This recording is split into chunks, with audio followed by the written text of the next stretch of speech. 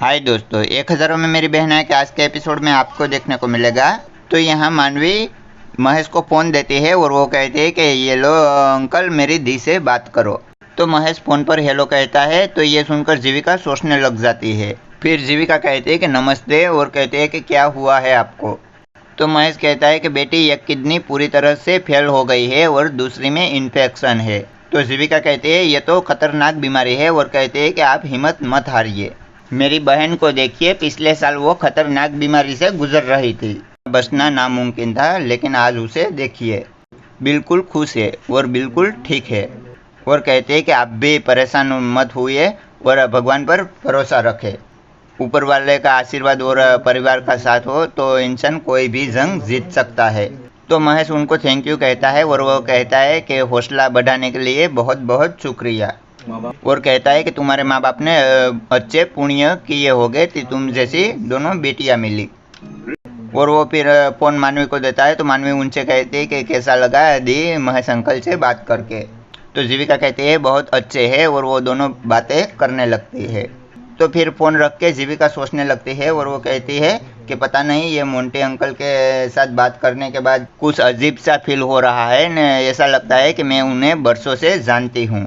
तो वीरेन यहाँ उनके ऑफिस में आता है और वनीता को कहता है कि मेरे लिए कोई फ़ोन आया था क्या। तो वो कहते हैं कि यस सर, मिस्टर साई का फ़ोन आया था और 5 बजे आपके उनके साथ मीटिंग है। तो वीरेन वो घड़ी में देखता है, फिर वो उनसे कहता है कि एक काम करो, मेरी आज की जितनी भी मीटिंग है वो कल में शिफ्ट कर दो, ताकि 4 बजे मेरी पर्सनल मीटिंग है। तो वनीता कहती है कि वो कई जीविका मैम तो नहीं आने वाली है। तो वीरेन कहता है कि जीविका नहीं आ रही है, मेरा एक बचपन का दोस्त है वो आ रहा है और पता नहीं उसे पहचान पाऊंगा या नहीं। फिर वो वनीता से कहता है कि वो आएगा तो मुझे बता देना प्लीज़। तो ओके सर कहकर वहाँ से चली जाती है। तो विधि यहाँ जीविका को थैंक यू कहती है, फिर कहती है कि कल मेरा इतना अच्छा बर्थडे सेलिब्रेट करने के लिए आपको और पूरे परिवार को बहुत बहुत शुक्रिया। फिर कहती है कि मैंने इतना अच्छा बर्थडे फिर कभी नहीं मनाया था। तो जीविका कुछ नहीं बोलती है। तो उन्हें देखकर विधि कहती है कि क्या हुआ जीविका दी, आप इतनी खामोश क्यों है, सब ठीक तो है ना। तो जीविका कहती है कि सब ठीक है विधि, बस मैं तुमसे एक बात पूछना चाहती हूँ और उसका प्लीज़ तुम सच सच जवाब देना। फिर कहती है कि तुम अपनी माँ से फ़ोन पर क्या बात कर रही थी। विधि, तुम ऐसा क्यों कह रही थी कि तुम किसी को कुछ भी नहीं बताओगी और मुझे भी नहीं, क्या बात है। तो ये सुनकर विधि परेशान हो जाती है और वो कहती है कि कुछ नहीं जीविका दी, कल वो जब माँ घर आई थी ना, तो वो कह रही थी कि मैं उनके साथ घर चलूँ, अपने भाई बहनों के साथ थोड़ा टाइम स्पेंड करूँ, पर पापा के डर से मैंने जाने के लिए मना कर दिया और सोचा कि आपको भी बहुत बुरा लगेगा। और आज भी फ़ोन पर यही समझाने की कोशिश कर रही थी कि थोड़े ही दिनों के लिए सही, पर मुझे घर आ जाना चाहिए। पर मैंने एक्सेप्ट नहीं किया और मैं उन्हें यही बोल रही थी कि मैं ये जीविका दी को नहीं बता सकती, बेवजह टेंशन होगी बस।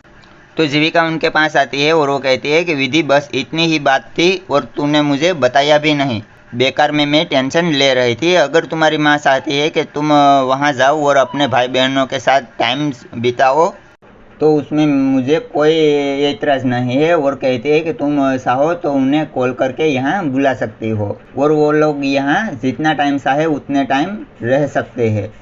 तो विधि कहती है कि नहीं नहीं जीविका दी, इतना सब कुछ करने की ज़रूरत नहीं है, आपने इतना कह दिया वही बहुत है। तो यहाँ हॉस्पिटल में मानवी को डॉक्टर इंजेक्शन दे रहे होते हैं और बाहर से महेश उनको देख रहा होता है और वो कहता है कि ये पिज्ज़ा गर्ल की बातों में कुछ तो है, क्या मेरी ये हालत को देखकर मेरे घर वाले मुझे माफ़ कर देंगे, क्या आज मेरा ये दर्द देखकर उनका दिल पिघल जाएगा। तो वीरेन यहाँ ऑफिस में फाइल देख रहा होता है, वैसे में आवाज़ आती है कि तू बिल्कुल नहीं बदला, पहले किताबों में खोया रहता था और आज ऑफिसों की फाइल में। तो वो हर्षद होता है और वो अंदर आता है और वीरेन से कहता है कि क्या हुआ, मुझे नहीं पहचाना। तो वीरेन सोचने लगता है, फिर वो कहता है कि हर्षद। तो हर्षद कहता है कि हाँ। तो वीरेन तुरंत ही खड़ा होता है और वो जाकर उनके गले लग जाता है। फिर वो दोनों एक दूसरे से बातें करने लगते हैं। बाद में वीरेन उनको घर जाने के लिए कहता है और वो ऑफिस का सारा कुछ काम छोड़कर वीरेन उनको घर ले जाता है। तो यहाँ छोटी बीजी को परेशान देखकर बड़ी बीजी कहती है कि तुझे मानवी की चिंता हो रही है ना, और कहती है कि टब्बू उनके साथ है ना और वो सुई लगाकर वापस आ जाएगी। तो छोटी बीजी कहती है कि नहीं बीजी, मुझे मानवी की चिंता नहीं है, पर मानवी की ये नए दोस्त मोंटी की चिंता है। उसके बारे में सोचती हूँ तो मैं परेशान हो जाती हूँ। तो बड़ी बीजी कहती है कि अरे ये मोंटी के बारे में तुझे क्या परेशानी है। तो छोटी बीजी कहती है कि जब से मानवी ने मुझे मोंटी की पसंद नापसंद के बारे में बताया तो वो सब बिल्कुल महेश की तरह। तो बड़ी बीजी कहती है कि ये तुम क्या बात कर रही हो। तो छोटी बीजी कहती है कि हाँ बीजी, और वो कहती है कि जितनी मैंने बेरहमी से महेश के साथ बात की थी उसके बाद वो ऋषिकेश में भटकता होगा। तो बड़ी बीजी कहती है कि मुझे नहीं लगता, मुझे तो लगता है कि वो निराश होकर चला गया। फिर कहते हैं कि तुझे उनकी चिंता हो रही है और आखिर माँ का दिल पिघल ही गया ना। तो छोटी बीजी कहते हैं कि नहीं बीजी, मुझे कोई चिंता नहीं है और कोई ममता उभर नहीं आई है। फिर कहते हैं कि वो पापी को तो मैं जीते जी कभी माफ़ नहीं कर पाऊंगी। तो स्वामिनी यहाँ बैठी होती है, वैसे में वंशिका वहाँ आती है और वो उनसे कहती है कि दीदी वीरेन अभी तक नहीं आया है, और कहती है कि उसने फ़ोन किया था कुछ उनका दोस्त वो हर्षद के साथ। तो स्वामिनी कहती है कि हाँ भाभी, जीविका ने मुझे बताया था कि वो हर्षद के साथ ही आएगा और अब तक तो उन्हें आ जाना चाहिए। वैसे में वीरेन और हर्षद वहाँ पहुँच जाते हैं। तो हर्षद वहाँ आकर वो वंशिका और स्वामिनी के पैरों में गिरकर उनके आशीर्वाद लेता है और वो फिर सब लोग बातें करने लगते हैं। वैसे में जीविका वहाँ आती है तो वीरेन उनकी पहचान हर्षद से करवाता है। उनके बाद स्वामिनी हर्षद से कहती है कि हर्षद तुम अकेले आए हो, तुम्हारी पत्नी नहीं आई। तो हर्षद कहता है कि बीबी होगी तो आएगी ना, और फिर कहता है कि मेरी शादी नहीं हुई अभी तक। फिर कहता है कि एक्चुअली मुझे मेरे लायक कोई लड़की नहीं मिली अभी तक। तो ये सुनकर सब लोग हंसने लगते हैं। फिर हर्षद वीरेन से कहता है कि अरे सुनना, मुझे थोड़ा फ्रेश होना था, और वो वॉशरूम के लिए पूछता है। तो वीरेन उनको कहता है कि ऊपर है। तो हर्षद ऊपर जाता है। तो हर्षद ऊपर जा रहा होता है, वैसे में वो एक कमरे में विधि को देख लेता है और वो उनको देखता ही रहता है। फिर वो वहाँ से चला जाता है। तो महेश यहाँ हॉस्पिटल में बेड में लेटा लेटा सोच रहा होता है और वो कहता है कि काश मैं 20 साल पहले मैं अपनी फैमिली को छोड़कर नहीं जाता, तो आज सब लोग मेरे साथ यहाँ होते, मेरी बीजी, मेरी दोनों बेटियाँ। और कहता है कि मैं ऐसी गलती कर बैठा कि आज मेरे साथ कोई नहीं है। वैसे में मानवी वहाँ आती है और उनका हाथ पकड़ती है। तो महेश देखता है तो वो मानवी होती है। तो वो खड़ा होकर कहता है कि अरे पिज्जा गर्ल्स, तुम यहाँ कैसे। तो मानवी कहती है कि अरे फॉर्म पर अपनी बेटी बनकर साइन किया है तो वो रिश्ता तो निभाना पड़ेगा ना, ऐसे थोड़ी ना साइन करते हैं। फिर वो कहती है कि अंकल मैं आपसे कुछ बात करना चाहती हूँ और मेरी बात को आप नज़रअंदाज मत कीजिए।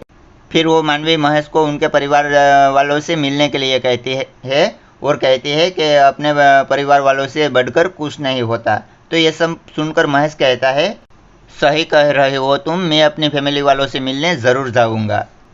तो ये सुनकर मानवी बहुत खुश होती है और वो उनके साथ उनकी फैमिली वालों से मिलने के लिए जाने के लिए कहती है। तो महेश कहता है कि नहीं नहीं, मैं अपनी फैमिली वालों को मिलने के लिए मैं अकेला ही जाऊँगा। तो फिर कहता है लेकिन तुमने मेरा हौसला बढ़ाया है, उसके लिए बहुत बहुत शुक्रिया। और कहता है कि भगवान ने चाहा तो कल जो तुम मुझे यहाँ मिलने आओ हॉस्पिटल में तो मेरा परिवार भी पूरा साथ होगा। तो मानवी कहती है कि ऐसा ही होगा अंकल, और मेरी दुआएं आपके साथ है, और मेरा भी आपकी फैमिली से मिलने का बहुत मन है, और मैं भगवान से प्रार्थना करूंगी कि आपकी फैमिली आपको अपना ले और आपकी सारी गलतियां माफ़ करके वो आपको गले से लगा ले।